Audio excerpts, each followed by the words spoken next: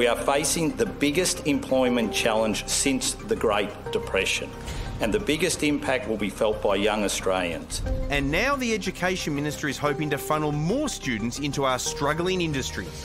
The changes would mean the cost of science, IT and architecture degrees go down by 20%, teaching and nursing down by 46%, and agriculture and maths by 62%.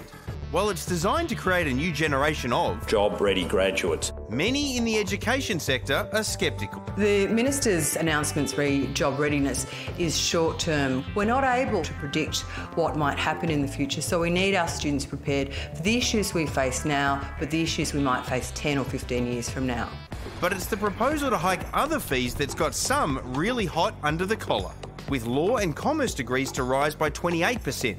And the humanities facing a whopping 113% fee increase. What we see on average is that students will be paying extra for a university education to make room for additional students. Students studying commerce, law, our humanities should not be expected to make up for the government's failure to fund the sector.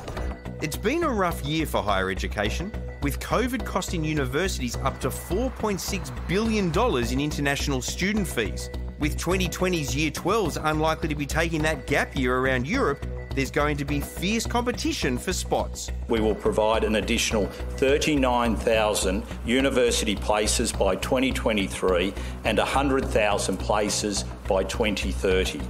Dan's plan could face a tough battle through the Senate, but if it does get through, will it pay off? Well, joining us now is Education Minister and Bachelor of Arts with Honours graduate Dan Tehan.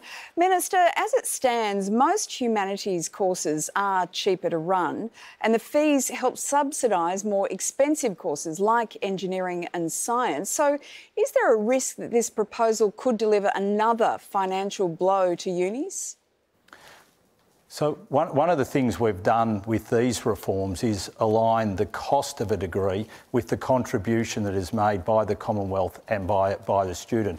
And those costs are based on research we've done with universities to analyse what the cost is, and then what we've done through these changes is align the Commonwealth contribution and the student contribution to meet those costs. So what was happening previously was that the nurses and the teachers were cross-subsidising those in the humanities in other areas. So part of these reforms has been to align Minister, the I've got to cost jump of in there the because contribution. I know within the university system that teaching people in these high disciplines like engineering and with all labs that are required and so on, that is where the dollars go away for universities.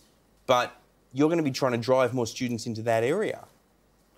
Well, what we've done is worked with the university sector, and we've had Deloitte's go in there and access their information, which universities have freely given, to get an understanding of what the cost of a degree is. And then through these changes, we've aligned the contributions that the student and government are making with the cost of the degree. And this is all based on the information which universities have provided to the government through Deloitte's. And we will continue to undertake these assessments. We now undertake them annually, and this is based on the latest information which has been provided by universities to the government.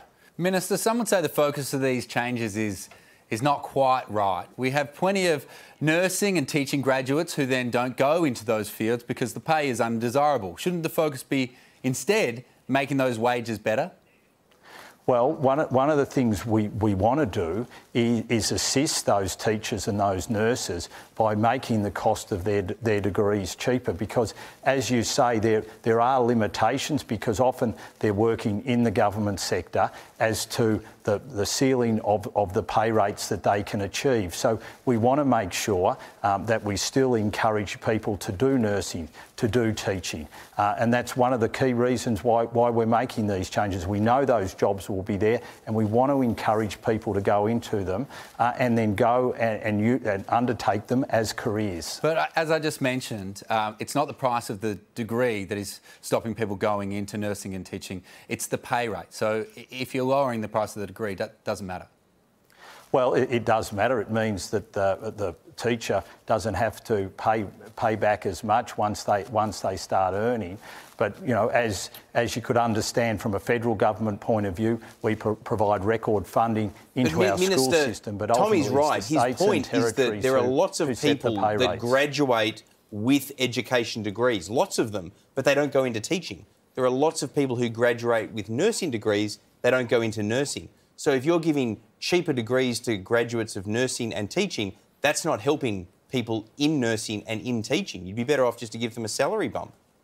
Well, ultimately, when it comes to the salaries of our teachers and our nurses, on the whole, they're governed by state and territory governments.